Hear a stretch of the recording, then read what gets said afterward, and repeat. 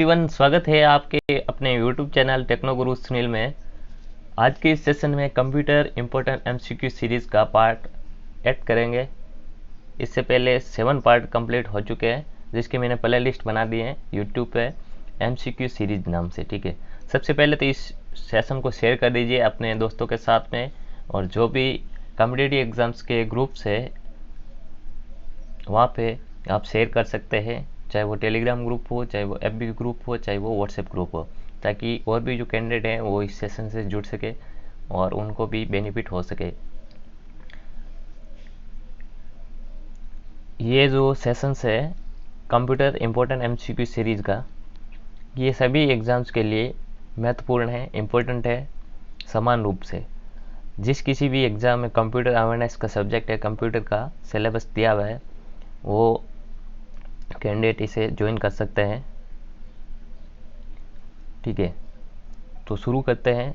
उससे पहले आप सबसे रिक्वेस्ट है, प्लीज़ इस सेशन को लाइक कीजिएगा, और अगर कोई भी आप में से नया कैंडिडेट हो, प्लीज़ सब्सक्राइब जरूर करना है। बिना सब्सक्राइब किए आपको काफ़ी स्टूडेंट होते हैं जो सेशन पूरा देख लेते हैं, सब्सक्राइब नहीं करते हैं, लाइक भी नहीं करते हैं और वापस चले जाते हैं। तो ऐसा नहीं करना, आपको सब्सक्राइब जरूर करना है और बेल आइकन प्रेस कर लेना, ताकि जो भी आगे आने वाले वीडियोस हैं उसके नोटिफिकेशन आपको टाइम पर पहुंच सके। ठीक है, तो शुरू करते हैं इस सेशन को बिना किसी देरी के। और आपको लाइव कमेंट करना है, आपका आंसर जो भी आपको सटीक आंसर लगे उसका ऑप्शन के साथ में, क्वेश्चन नंबर के साथ में आपको टाइप करना है आपका आंसर। ठीक है, 1 बाय 1। तो शुरू करते हैं आज का इस सेशन का पहला question. The process of restart the computer is known as. Computer को रीस्टार्ट करने की प्रक्रिया क्या कहलाती है, प्रोसेस क्या कहलाती है? Restart, log of, cold booting या फिर वार्म बूटिंग? आंसर कीजिएगा, इसका करेक्ट आंसर क्या होगा? The process of restart the computer is known as. Computer system को रीस्टार्ट करने की प्रक्रिया, प्रोसेस क्या कहलाती है? कमेंट कीजिएगा, इसका करेक्ट आंसर क्या होगा? इसका करेक्ट आंसर होगा option number D, warm booting. Warm booting, यहाँ पे एक वर्ड आया आपका बूटिंग। सबसे पहले बता दीजिए बूटिंग का मतलब क्या होता है, बूटिंग का मीन्स क्या होता है? बूटिंग का मतलब होता है कंप्यूटर को स्टार्ट करने की प्रोसेस। कंप्यूटर सिस्टम को ऑन करने की प्रक्रिया क्या कहलाती है? बूटिंग। आप बूटिंग से आपको याद आ रहा है, पिछले सेशन में आपको पूरी डिटेल में कराया था बायोस के बारे में। ठीक है, बायोस के बारे में। ठीक है, तो बूटिंग से संबंधित जितने भी इंस्ट्रक्शन होते हैं, निर्देश होते हैं, वो कहाँ पे स्टोर रहते हैं? बायोस में। कहाँ पे रहते हैं? बायोस में। बेसिक इनपुट आउटपुट सिस्टम इसकी फुल फॉर्म होती है। बूटिंग से संबंधित जितने भी इंस्ट्रक्शन होते हैं, निर्देश होते हैं, वो बायोस में सेव रहते हैं। इसकी फुल फॉर्म होती है बेसिक इनपुट आउटपुट सिस्टम। ठीक है, बायोस क्या है? बायोस क्या है? एक हार्डवेयर है या फिर फ्रेमवेयर है या फिर सॉफ्टवेयर है या फिर ह्यूमनवेयर है? बायोस क्या है बताइए, जल्दी से कमेंट कीजिएगा। इस तरह से आपको क्वेश्चन मिल सकता है एग्जाम में कि what is BIOS, hardware, software, firmware या फिर आपका ह्यूमनवेयर। तो क्या है बायोस? बायोस क्या है? फ्रेमवेयर। फ्रेमवेयर, फ्रेमवेयर क्या होता है? हार्डवेयर सुना है, सॉफ्टवेयर सुना है, लेकिन फ्रेमवेयर नहीं सुना है। तो फ्रेमवेयर उसे कहते हैं, उन सॉफ्टवेयर, उन प्रोग्राम्स के को फ्रेमवेयर बोलते हैं जो रोम में परमानेंटली स्टोर रहते हैं। रोम में परमानेंटली स्टोर रहने वाले प्रोग्राम को क्या कहते हैं? फ्रेमवेयर। ठीक है, तो बायोस किस में सेव रहता है? रोम में। रोम में क्या है? Non volatile storage. ठीक है, तो बूटिंग दो तरह की होती है, एक होती है आपकी कोल्ड बूटिंग और एक होती है वार्म बूटिंग। दोनों में डिफरेंट क्या है? आपका पूरा कंप्यूटर सिस्टम टर्न ऑफ पड़ा है, पूरा शटडाउन पड़ा है, और उसे आप ऑन कर रहे हो, तो आप कौन सी प्रोसेस कर रहे हो वहाँ पे? कोल्ड बूटिंग की। और आप जैसे कंप्यूटर सिस्टम के काम कर रहे हो, आप उसको रीस्टार्ट कर रहे हो, रीबूट कर रहे हो, तो आप कौन सी प्रोसेस कर रहे हो वहाँ पे? वार्म बूटिंग की। ठीक है, तो इतनी सारी चीज़ें आपको ध्यान रखनी है, वेरी इंपॉर्टेंट है। बायोस के बारे में आपको पूछ सकता है एग्जाम में। नेक्स्ट क्वेश्चन की ओर चलते हैं, question number 2। What is the full form of ASCII? ASCII code की आपको फुल फॉर्म बतानी है। ऑप्शन रहा आपके सामने ये, ऑप्शन ए में है दे रखा है American storage code for information interchange, option B में दे रखा है American standard code for information interchange, option C American standard code for instruction interchange, option D American storage code for instruction interchange. Correct answer बताना है आपको comment में, live comment करना आपको। क्या होगा इसका correct answer? Option number B. जिस किसी ने आंसर दिया है ऑप्शन नंबर बी, उन सब का करेक्ट आंसर है American standard code for information interchange. ठीक है, तो ये इसका दो फॉर्मेट होता है आस्की कोड का, एक होता है 7 बिट का कोड और एक होता है 8 बिट का कोड। 8 बिट आस्की कोड और 7 बिट आस्की कोड दो फॉर्मेट में होते हैं। हालांकि एग्जाम में आपको ऑप्शन ज़्यादातर ये मिलेगा 7 बिट वाला, तो ये ज़्यादा आपको ध्यान रखना है, 7 बिट वाला ध्यान रखना आपको, ये ज़्यादा आपको पूछा जाता है। ठीक है, दो तरह के होते हैं फॉर्मेट आस्की कोड में, 7 बिट और 8 बिट। 8 बिट वाले में एक बिट है जो एरर डिटेक्शन के लिए यूज़ ली जाती है, जिसे बोलते हैं, आगे मैं बताऊंगा, एक क्वेश्चन आएगा उसमें बताऊंगा मैं। ठीक है, नेक्स्ट क्वेश्चन की ओर चलते हैं, question number 3। Quality is related to, quality किससे संबंधित है ये आपको बताना है, माउस से, कीबोर्ड से, जॉयस्टिक से या फिर स्कैनर से। क्वालिटी एक टर्म आई है, एक वर्ड आया क्वालिटी, ये किससे रिलेटेड है ये आपको बताना है, माउस से, कीबोर्ड से, जॉयस्टिक से या फिर स्कैनर से। तो क्वालिटी किससे रिलेटेड है आपका? माउस से। क्वालिटी है क्या? कीबोर्ड का एक लेआउट है, कीबोर्ड का लेआउट है। आपके पास कीबोर्ड है तो आप जैसे अल्फा न्यूमेरिकल रो है ऊपर वाली, फंक्शन कीज के नीचे अल्फा न्यूमेरिकल वाली रो जहाँ पे नंबर भी है और सिंबल भी है, उसके नीचे की रो टैब बटन के सामने, जस्ट सामने आपको ये आपको क्वालिटी पूरी कीज मिल जाएगी, पांचों की, सॉरी 6 की है ये, 6 कीज आपको मिल जाएगी सामने, क्वालिटी पूरा। तो ये कीबोर्ड का, स्टैंडर्ड कीबोर्ड का लेआउट है। ठीक है, आपको एग्जाम में पूछा जा सकता है एक स्टैंडर्ड कीबोर्ड में कितनी कीज होती है, तो आपका आंसर क्या होगा? 107 कीज। ठीक है, अब आपको एग्जाम में ऐसा भी पूछा जा सकता है कीबोर्ड की का इन्वेंट किसने किया, खोज किसने की, तो विलियम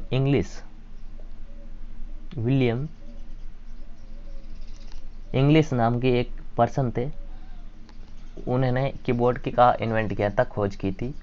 ठीक है, विलियम इंग्लिश नाम के पर्सन ने।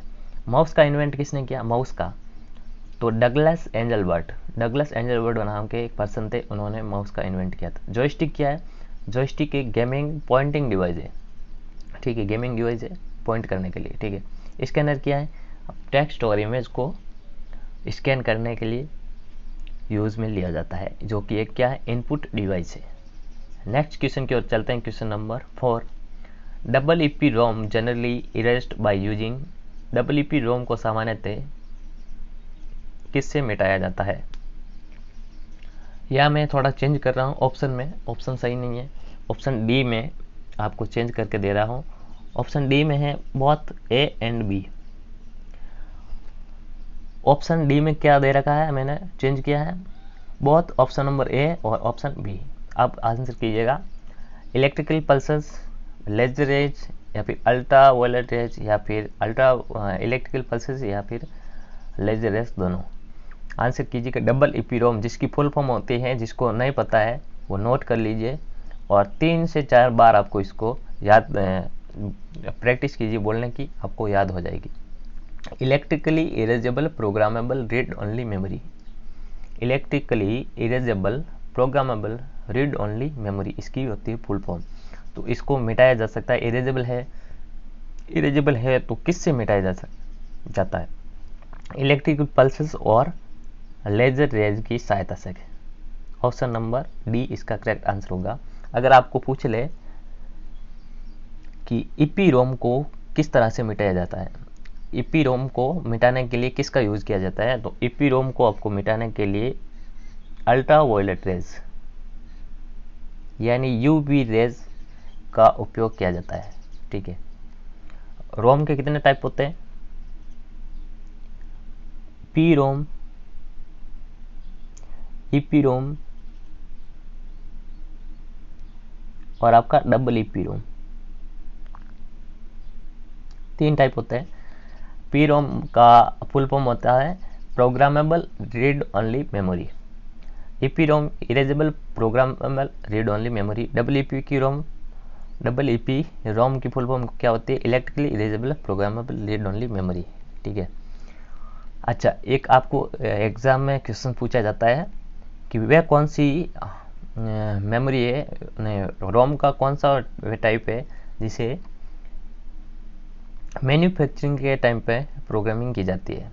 मैन्युफैक्चरिंग के टाइम पर जिस मेमोरी में, जिस रोम में प्रोग्रामिंग की जाती है वह कौन सी मेमोरी है? तो बताइए इन ऑप्शन में से, इन्हीं रोम के टाइप में बताइए कौन सी वे रोम है जिसे मैन्युफैक्चरिंग के टाइम यानी निर्माण के समय उसमें प्रोग्रामिंग कर दी जाती है। तो कौन सी रोम? इसका एग्जाम्पल बताऊँ? बच्चों के जो खिलौना आते हैं, जो पहले मोबाइल आता था छोटा सा, बच्चे खेलते थे, 3-4 उसमें गाने वगैरह आते थे, रिंगटोन्स वगैरह। ठीक है। तो उसमें पहले से ही प्रोग्रामिंग एक फिक्स की हुई होती है, उसको वापस चेंज नहीं किया जा सकता। ठीक है। तो उसमें वो क्या होता है, रोम का टाइप होता है जो उसके निर्माण के समय यानी मैन्युफैक्चरिंग के टाइम पे उसमें डालकर दिया जाता है, तो वो रोम का टाइप है। नेक्स्ट क्वेश्चन की ओर चलते हैं। Question number 5, web pages are written using. Web page को किसका उपयोग करके लिखा जाता है? FTP का, HTTP का, HTML का या फिर URL का? Web pages are written using. Web page को किससे लिखा जाता है? आंसर कीजिएगा। करेक्ट आंसर क्या होगा आपका? करेक्ट आंसर इसका होगा option number C, HTML। HTML की आपको फुल फॉर्म पूछी जाती है hypertext markup language. Hypertext markup language. FTP file transfer protocol. HTTP hypertext transfer protocol. URL uniform resource locator. चारों फुल फॉर्म्स, चारों जो वर्ड आए हुए हैं इस क्वेश्चन के ऑप्शन में, चारों ही इम्पोर्टेंट है, चारों ही इम्पोर्टेंट है। तो इनकी फुल फॉर्म आपको एक बार वापस बोल देता हूँ। FTP यानी फाइल ट्रांसफर प्रोटोकॉल, एक प्रोटोकॉल है इंटरनेट पर फाइलों को ट्रांसफर करने के लिए। HTTP hypertext transfer protocol होता है। HTML hyper text markup language जो कि एक प्रोग्रामिंग लैंग्वेज है वेब पेज को रिटर्न करने के लिए, लिखने के लिए। URL क्या होता है? Uniform resource locator. ठीक है। नेक्स्ट क्वेश्चन की ओर चलते हैं। Question number 6, which of the following is an input device. In option में से आपको बताना है इनमें से कौन सा इनपुट डिवाइस का एग्जाम्पल है। इनपुट डिवाइस कौन सा है? निम्न में से कौन सा एक इनपुट डिवाइस है? प्लॉटर, QR, VDU या फिर प्रोजेक्टर? इनमें से कौन सा आपका इनपुट डिवाइस है? इनपुट डिवाइस कौन सा है बताइए जरा। प्लॉटर, QR, VDU या फिर प्रोजेक्टर? करेक्ट आंसर क्या होगा? QR। QR की फुल फॉर्म होती है आपकी क्विक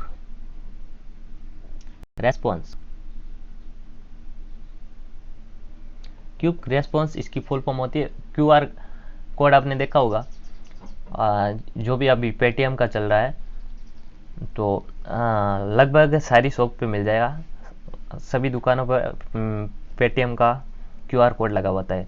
जैसे आप कोई भी सामान खरीदते हो, कोई भी उनसे सर्विस लेते हो, तो वहाँ पर आप पेटीएम से क्या करते हो, QR को स्कैन करके उसको पे करते हो। ठीक है। तो QR स्कैनर एक क्या है? इनपुट डिवाइस है। प्लॉटर क्या है? एक आउटपुट डिवाइस का टाइप है जो कि प्रिंटिंग में यूज़ होता है, प्रिंटर की तरह ही होता है डिवाइस। ठीक है। VDU क्या होता है? मॉनिटर का आई टाइप है। VDU क्या होता है? मॉनिटर के लिए टर्म यूज होती है जिसकी फुल फॉर्म आपको एग्जाम में पूछी जाती है visual display unit. Visual display unit. Video display unit नहीं होती है, इसकी फुल फॉर्म आपको ध्यान रखनी है, विजुअल डिस्प्ले यूनिट इसकी फुल फॉर्म होती है। प्रोजेक्टर एक आउटपुट डिवाइस है। ठीक है। तो आगे बढ़ने से पहले आप सबसे एक बार रिक्वेस्ट है, प्लीज़ इस सेशन को शेयर कर दीजिए और एक बार फिर, ताकि और भी जो कैंडिडेट है वो जुड़ सके। जल्दी से शेयर कीजिए। आगे इम्पोर्टेंट क्वेश्चंस आ रहे हैं और भी इससे भी इम्पोर्टेंट क्वेश्चंस ठीक है, मज़ा आएगा तभी जब थोड़े ज़्यादा स्टूडेंट्स होंगे। जल्दी से शेयर कीजिएगा, और जिसने भी अभी तक इस सेशन को लाइक नहीं किया, लाइक कर दीजिए। और जो भी नए कैंडिडेट है, पहली बार विजिट कर रहे हैं मेरे इस यूट्यूब चैनल पर, वो प्लीज़ सब्सक्राइब करके बेल आइकन प्रेस कर लीजिए, ताकि जो भी आगे वीडियोस आ रहे हैं, सेशंस आ रहे हैं, उसके नोटिफिकेशन आप तक टाइम पर पहुंच सके। ठीक है, आई होप आपने शेयर कर दिया होगा। नेक्स्ट क्वेश्चन की ओर चलते हैं। Question number 7, which of the following is an example of operating system. निम्न में से कौन सा एक ऑपरेटिंग सिस्टम का उदाहरण है, टाइप है? Netscape Navigator, AltaVista, Solaris, Google.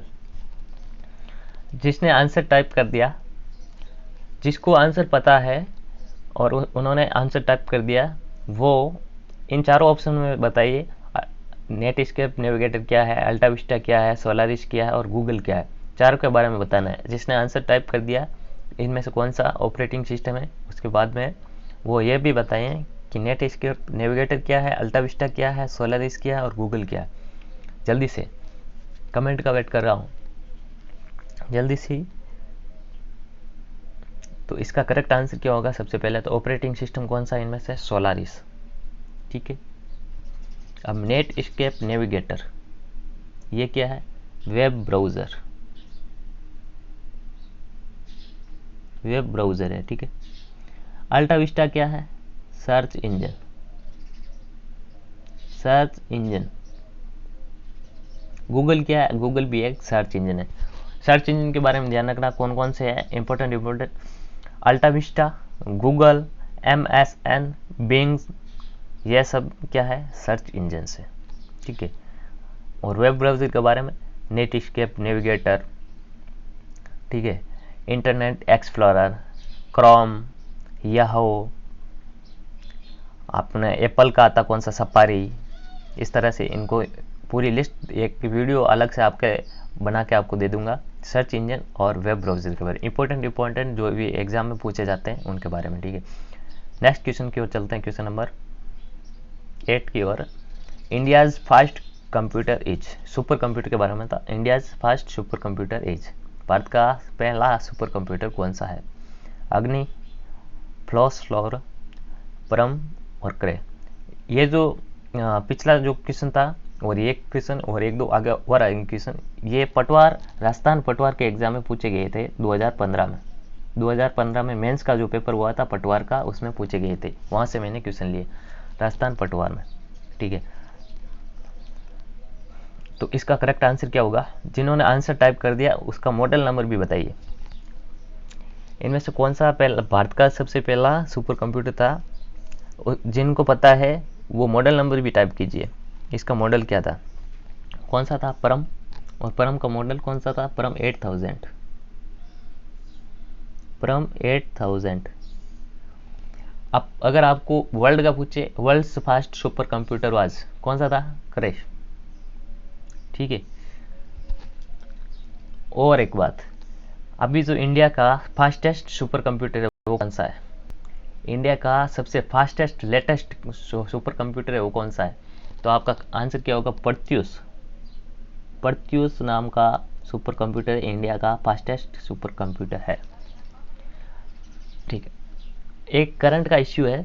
अभी हाल ही में इंडिया ने, जिस किसी को पता है वो आंसर देगा, इंडिया ने एक स्वदेशी माइक्रोप्रोसेसर का लॉन्च किया था।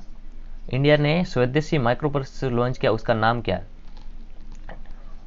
आपको कमेंट में आंसर देना है, जिसको पता है वो आंसर दीजिएगा। इसका आंसर मैं अभी नहीं बताने वाला, नेक्स्ट जो सेशन होगा उसमें बताऊंगा। ठीक है, इंडिया ने हाल ही में एक स्वदेशी माइक्रोप्रोसेसर का लॉन्च किया है, लॉन्चिंग की है, उसका नाम क्या था? इसका आंसर आपको कमेंट बॉक्स में टाइप करना है, जिनको पता है। मैं बाद में नेक्स्ट सेशन में इसका आंसर दूंगा। ठीक है, next question, question number 9। A device that prints one character at a time is known as. Very important question. एक साधन जो एक समय में एक कैरेक्टर प्रिंट करता है वो कौन सा है? Laser printer, line printer, character printer या फिर डॉट मैट्रिक्स प्रिंटर। ये भी राजस्थान पटवार 2015 में मेंस में पूछा गया क्वेश्चन से। एक इनमें से कौन सा एक डिवाइस है, यानी प्रिंटर की बात करें, जो one character at a time, एक समय में एक कैरेक्टर टाइप करता है। मैं डेली बोलता हूँ प्रिंटर आपके लिए बहुत ही इम्पोर्टेंट टॉपिक बन सकता है। प्रिंटर में से हर एक एग्ज़ाम में क्वेश्चन पूछा जाता है। ऐसा कोई एग्ज़ाम नहीं जहाँ कंप्यूटर फंडामेंटल दिया हुआ है और सब्जेक्ट दिया हुआ फंडामेंटल का, ठीक है, कंप्यूटर अवेयरनेस का, जिसमें प्रिंटर से क्वेश्चन नहीं पूछा गया। प्रिंटर से बहुत सारे क्वेश्चन बनते हैं, तो प्रिंटर को अच्छी तरह से कवर कर लेना। Laser printer, line printer, character printer या फिर डॉट मैट्रिक्स प्रिंटर, इनमें से आपको बताना है ऐसा कौन सा प्रिंटर है जो एक कैरेक्टर को एक समय में टाइप करता है, प्रिंट करता है। कौन सा है? कैरेक्टर प्रिंटर, जो 1 कैरेक्टर एट ए टाइम, एक समय में एक कैरेक्टर प्रिंट करता है, ठीक है। अब इनमें से बताइए आप नॉन इम्पैक्ट प्रिंटर का एग्जाम्पल कौन सा है?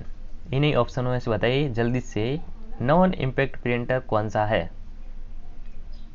कमेंट कीजिए, जल्दी से वेट कर रहा हूँ। नॉन इम्पैक्ट प्रिंटर कौन सा है? तो आपका लेजर प्रिंटर है, वो क्या है? नॉन इम्पैक्ट प्रिंटर है। बाकी ये तीनों line, character, dot matrix impact printers के उदाहरण हैं। आपको थोड़ा सा बता दूं, आपको जब भी पूछे प्रिंटर कितने प्रकार के होते हैं, तो प्रिंटर कितने टाइप के होते हैं? 2। कौन कौन से? नॉन इम्पैक्ट और इम्पैक्ट। हाँ, इनकी सब कैटेगरीज होती है अलग अलग, लेकिन मेनली आपको एग्जाम में अगर पूछा जाए तो आपका आंसर क्या होगा? 2 ही होते हैं, नॉन इम्पैक्ट और इम्पैक्ट, ठीक है। अब इनमें डिफरेंट क्या होता है नॉन इम्पैक्ट और इम्पैक्ट में? इम्पैक्ट नॉइजी होते थे, आवाज़ ज़्यादा कराते थे, ठीक है। प्रिंटिंग टेक्नोलॉजी में हैमर का यूज़ होता था और इनकी स्पीड स्लो होती थी। Non impact in comparison to impact, speed इनकी तेज़ होती थी, फास्ट होती है, ठीक है। और इनमें प्रिंटिंग टेक्नोलॉजी में हैमर वगैरह का यूज़ नहीं होता है, और ये नॉइज भी कम होते हैं, आवाज़ से कम करते हैं in comparison to impact printer. तो इतनी सारी ध्यान रखनी है आपको। नेक्स्ट क्वेश्चन की ओर चलते हैं, question number 10। Which of the following is not a volatile? इनमें से कौन सा एक वॉलेटाइल नहीं है? Cash, D RAM, S RAM, P ROM. बताइए इनमें से कौन सा वॉलेटाइल मेमोरी नहीं है? वॉलेटाइल नहीं है ये बताना आपको, तो कौन सा नहीं है? Option number D, P ROM. Cache memory के बारे में, कैश मेमोरी रजिस्टर के बाद में सबसे फास्ट मेमोरी होती है, जो किन किन के बीच में होती है? सीपीयू और रैम के बीच में आप ये वर्क करती है। सीपीयू और रैम के बीच में कैश मेमोरी होती है। डी रैम की full form dynamic random access memory. D RAM के बारे में आपको एग्जाम में क्वेश्चन जरूर मिलेगा कहीं ना कहीं, ठीक है। बार बार रिफ्रेश की जाने वाली मेमोरी कौन सी? D RAM. प्रति मिली सेकेंड कई बार रिफ्रेश की जाने वाली मेमोरी कौन सी? डी रैम, ठीक है। S RAM, S RAM static random access memory, इसे कैश रैम के रूप में भी यूज लिया जाता है, कैश रैम के रूप में भी यूज लिया जाता है, ठीक है। P ROM, programmable read only memory, जो कि रोम का टाइप है। नेक्स्ट क्वेश्चन की ओर चलते हैं, question number 11। Which of the following can not be deleted even after the power cut? Which of the following is can not be deleted after the power cut? निम्न में से कौन सा बिजली चले जाने पर भी डेटा डिलीट नहीं होता? जिन्होंने पिछला क्वेश्चन नंबर 10 आराम से पढ़ा है, ध्यानपूर्वक आंसर दिया है उसका, वो इसका आराम से आंसर दे सकता है। खाली टर्मिनोलॉजी चेंज है, इसकी लैंग्वेज चेंज है, उसमें खाली एक छोटा सा वर्ड आया और इसमें पूरे एक स्टेटमेंट आया। पहला ऑप्शन देख लीजिए, RAM, D RAM, S RAM और रोम। इनमें से बताना आपको इनमें से कौन सा स्टोरेज डिलीट नहीं होता जब भी आपका पावर कट हो जाए? तो कौन सा नहीं होता? रोम नहीं होता। वहाँ पे आपका पिछले क्वेश्चन में क्या दे रखा था? Non volatile, non volatile. अब इस चीज़ का मतलब भी नॉन वोलेटाइल होता है कि जब भी आपकी बिजली चले जाए उस मेमोरी में रखा हुआ डेटा डिलीट नहीं होता, यही तो मतलब होता है नॉन वोलेटाइल का, ठीक है। तो RAM, D RAM, S RAM, RAM के जितने भी टाइप होते हैं वो वोलेटाइल टाइप के होते हैं, ठीक है। नेक्स्ट क्वेश्चन की ओर चलते हैं, question number 12। Which of the following is not a social website? निम्न में से कौन सा एक सोशल वेबसाइट नहीं है, सामाजिक वेबसाइट नहीं है? आपको बताना है। Facebook, Twitter, eBay, Instagram. आप डेली यूज लेते हो, इनके बिना तो आपका दिन ही नहीं गुजरता, फेसबुक, ट्विटर, ईबे, इंस्टाग्राम। आप क्या करते हो, फेसबुक से व्हाट्सएप से आप क्या करते हो, इंस्टाग्राम से वापस फेसबुक से व्हाट्सएप। अब एक नया आ गया, जो भी स्टूडेंट है उनके डाउनलोड कर रखा होगा टेलीग्राम से व्हाट्सएप से फेसबुक से इंस्टाग्राम। इस तरह से आपका सर्कल पूरा चलता रहता है और आपका दिन गुजर जाता है पूरा। तो आपको यह बताना है कि इनमें से कौन सा सोशल वेबसाइट नहीं है। अब तो आप बता दीजिए। ट्विटर अकाउंट्स ऑफिशियल होते हैं, ठीक है, ऑफिशियल अकाउंट होता है, और कुछ स्टूडेंट का नहीं बना होगा तो बना लीजिए, कोई बात नहीं, ये भी सोशल वेबसाइट है।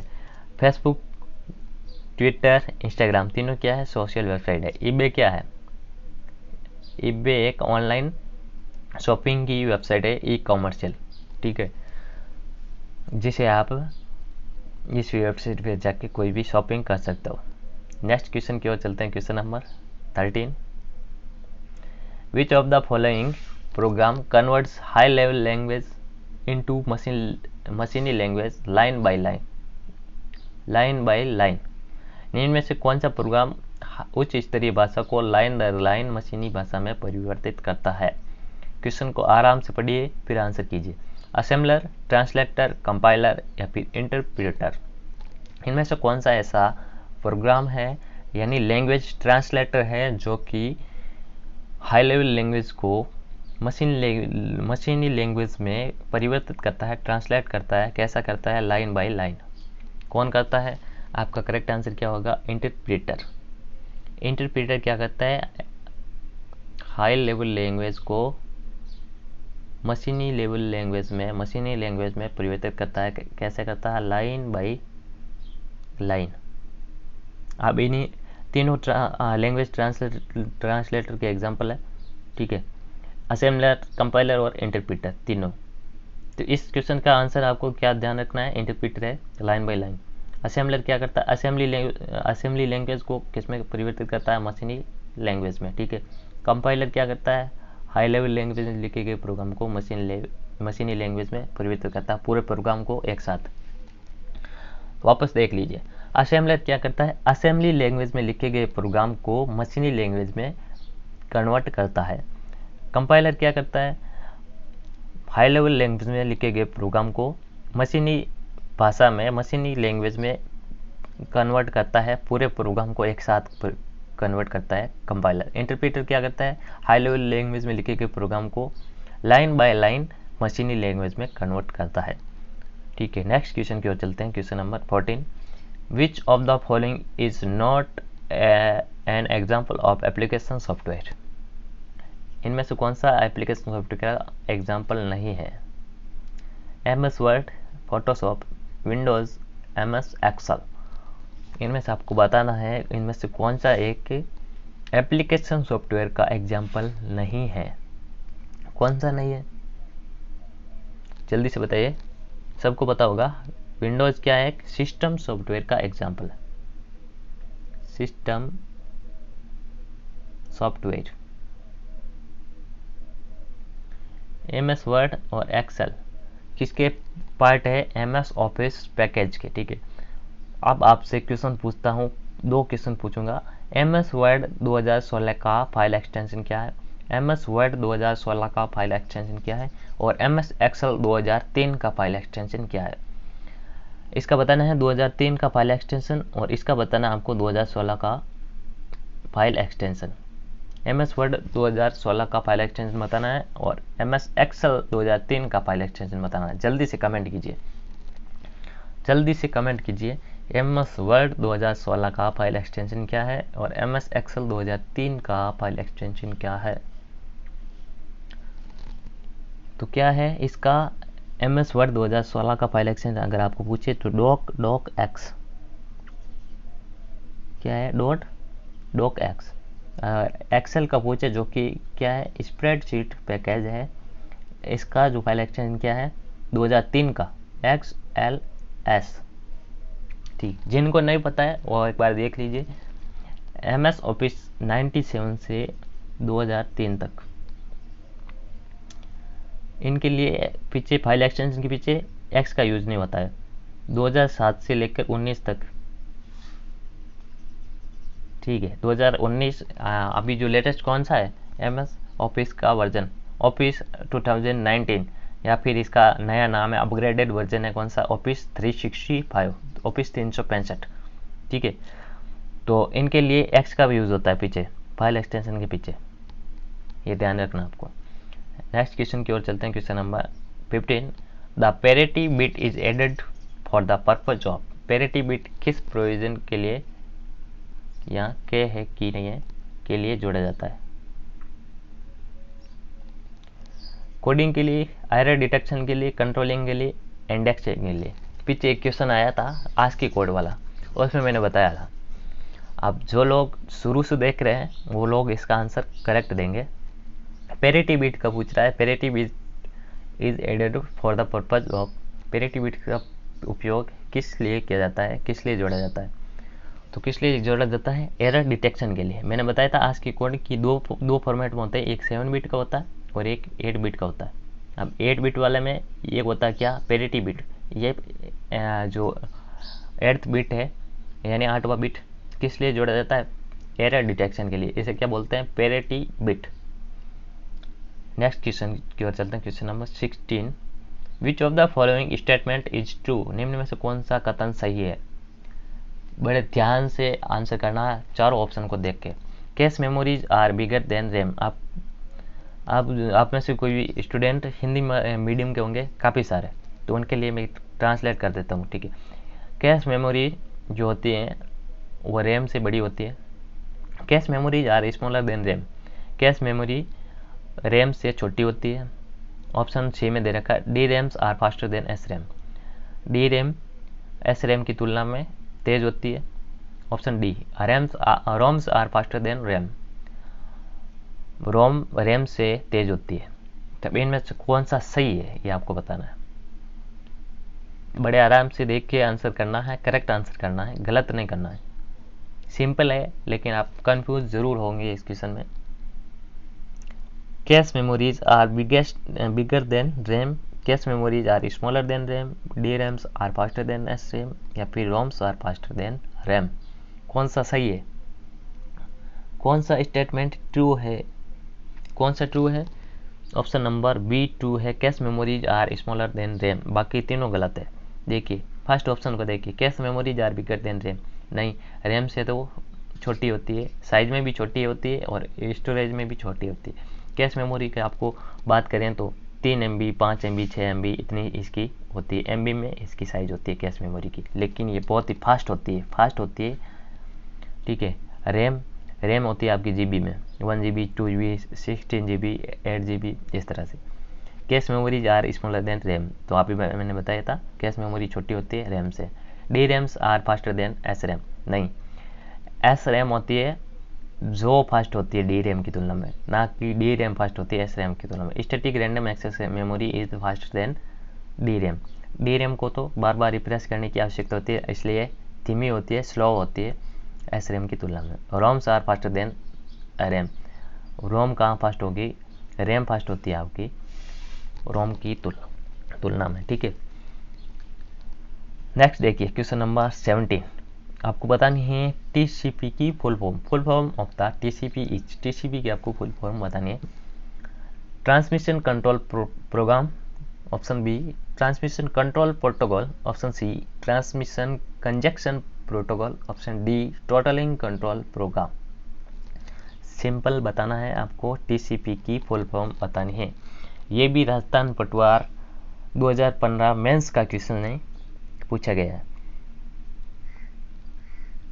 आंसर क्या होगा इसका, ट्रांसमिशन कंट्रोल प्रोटोकॉल।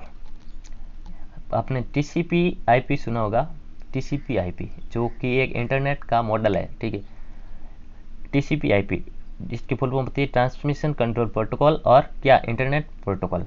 इससे पहले एक मॉडल चलता था जो कि एक ऑफलाइन मॉडल होता है, OSI मॉडल, जिसकी फुल फॉर्म होती है open system interconnection, open system interconnection. तो जो एडवांस लेवल के एग्ज़ाम होते हैं, जो टेक्निकल एग्ज़ाम्स होते हैं कंप्यूटर साइंस के, या तो टेक्निकल या फिर जो स्टैंडर्ड लेवल के ग्रेजुएशन लेवल के, जैसे IBPS का हो गया है, बैंकिंग के जितने एग्ज़ाम होते हैं उनमें इसका नेटवर्किंग के में इसमें सबसे ज़्यादा रोल है। ठीक है, इसमें आपको पूछा जाता है OSI मॉडल पूरा, इसकी एक एक लेयर पूछी जाती है, इसमें 7 लेयर होती है। ठीक है, और TCP/IP में 4 लेयर होती है। तो इसका पूरा मैं एक वीडियो बनाने की प्लानिंग है मेरी, क्योंकि ये बहुत इंपॉर्टेंट है नेटवर्किंग का पार्ट। तो एक शानदार इसका वीडियो बना के दूंगा आपको, पूरा डाउट क्लियर हो जाएंगे। इसमें कौन कौन से डिवाइसेस होते हैं, कौन सी लेयर में कौन से प्रोटोकॉल होते हैं, कौन सी जो लेयर होती है कितने नंबर पर होती है, ये सब सारे पूछे जाते हैं TCP/IP और OSI मॉडल में। यहाँ आपको पूरा करवा दूंगा। ठीक है, नेक्स्ट क्वेश्चन की ओर चलते हैं। Question number 18, while browsing the internet which of the following key is used to full screen view। जब आप इंटरनेट पे क्या कर रहे हो, ब्राउजिंग कर रहे हो, उस टाइम आपको फुल स्क्रीन में देखना है ब्राउज़र को। आपकी डेस्कटॉप की स्क्रीन को फुल स्क्रीन पर देखना चाह रहे हो आप ब्राउजिंग के टाइम पे, इंटरनेट पे ब्राउजिंग कर रहे हो ब्राउज़र में, तब तो आप कौन सी की का यूज़ करोगे, F1 का, F5 का, F12 का या फिर F11 का? बताइए जल्दी से। जब आप इंटरनेट में ब्राउजिंग कर रहे हो किसी ब्राउज़र के माध्यम से, तो उस टाइम आप चाह रहे हो कि मेरा जो कंटेंट है पूरा फुल स्क्रीन में शो हो, तो उसके लिए क्या करोगे आप, F11 का यूज़ करोगे। F11 से क्या होगा, आपका जो कंटेंट है वो फुल स्क्रीन में शो होगा। तो F11 का यूज़ करके आप फुल स्क्रीन व्यू मोड में चले जाओगे। ठीक है, तो आपका पूरी स्क्रीन पे आपको दिखेगा। F1 का यूज़ हेल्प के लिए, F5 को आप सबको पता होगा रिफ्रेश के लिए होता है। F1 for help, F5 for refresh, F11 का ब्राउज़र में आपको फुल स्क्रीन मोड में जाने के लिए होता है। ठीक है, next question, question number 19, what is the full form of HTML। ये आपका बोनस क्वेश्चन हो गया, बोनस नंबर है इस क्वेश्चन का, क्योंकि इसकी फुल फॉर्म आपको पहले बता दी थी मैंने। ठीक है, लेकिन एग्ज़ाम पॉइंट ऑफ व्यू से इम्पोर्टेंट है, ध्यान रखना, एग्ज़ाम के लिए इम्पोर्टेंट है। ये भी प्रीवियस ईयर क्वेश्चन है, मैंने बनाया नहीं, प्रीवियस ईयर क्वेश्चन है। HTML का आपको फुल फॉर्म बताने हैं। High text markup language, hypertext markup language, hypertext micro language या फिर hypertext mini language. Full form क्या होगी इसकी, hypertext markup language. Option number B आपका करेक्ट आंसर है। वेब पेजेस को राइट करने के लिए, लिखने के लिए इसका यूज होता है, प्रोग्रामिंग लैंग्वेज है। नेक्स्ट क्वेश्चन, क्वेश्चन नंबर 20 और आज के सेशन का लास्ट क्वेश्चन। आप सबसे एक रिक्वेस्ट है इस क्वेश्चन से पहले कि जो भी कैंडिडेट नए हैं, पहली बार विजिट करते हैं मेरे यूट्यूब चैनल पर, वो प्लीज़ चैनल को सब्सक्राइब करके बेल आइकन प्रेस कर लीजिए, ताकि जो भी नए वीडियोस आ रहे हैं उनके नोटिफिकेशन आप तक पहुंच सके टाइम पर और आप उनको अटेम्प्ट कर सको। ठीक है, जो भी पुराने कैंडिडेट है जिन्होंने सब्सक्राइब तो कर रखा है लेकिन बेल आइकन प्रेस नहीं किया, वो भी कर लें और इस सेशन को लाइक कीजिएगा। और एंड में आपको, अगर आपको इसको PDF चाहिए, इसकी आपको PDF चाहिए, तो टेलीग्राम चैनल का लिंक दिया हुआ है डिस्क्रिप्शन में, इस वीडियो के डिस्क्रिप्शन, तो वहाँ जाकर जुड़ सकते हैं और वहाँ मैं PDF अपलोड कर दूँगा। वहाँ PDF के अलावा और भी कुछ मिलेगा आपको। इन सेशन की PDF के साथ में आपको कंप्यूटर से रिलेटेड जितना भी कंटेंट है वो आपको अवेलेबल होगा, क्विज़ेस अवेलेबल होगी, क्वेश्चंस मैं डालता रहूँगा वहाँ पे, ये सब सारी वहाँ पे अवेलेबल हो गई, तो आप जुड़ सकते हैं। ठीक है, आपको बताना है व्हाट इज़ IBM। IBM क्या है, सॉफ्टवेयर है, कंपनी है, हार्डवेयर है या फिर प्रोग्राम है? आंसर कीजिएगा, IBM क्या है। जिन्होंने बता दिया है IBM क्या है, वो ये भी बताएं कि IBM का पूरा नाम क्या है, फुल फॉर्म क्या है। बताइए जल्दी से, IBM क्या है? एक कंपनी है। IBM की फुल फॉर्म आपको पूछ ली जाती है एग्जाम में कभी कभी, तो IBM की फुल फॉर्म लिख देता हूँ, international business machine. International business machine इसकी फुल फॉर्म होती है। इंटरनेशनल बिजनेस मशीन IBM की फुल फॉर्म होती है। ठीक है, तो आई होप ये सेशन आपको पसंद आया होगा। अगर पसंद आया है तो लाइक कीजिएगा, शेयर कीजिएगा अपने दोस्तों के साथ। ग्रुप्स में जो भी कॉम्पिटिटिव एग्ज़ाम्स के ग्रुप हैं वहाँ पे आप शेयर कर दीजिएगा। और जो भी नए कैंडिडेट हैं वो सब्सक्राइब करके बेल आइकन प्रेस कर लीजिए, ताकि जो भी नए वीडियोस आ रहे हैं मेरे उसके नोटिफिकेशन आप तक पहुँच सके। तब तक के लिए bye, take care, love you all, bye bye.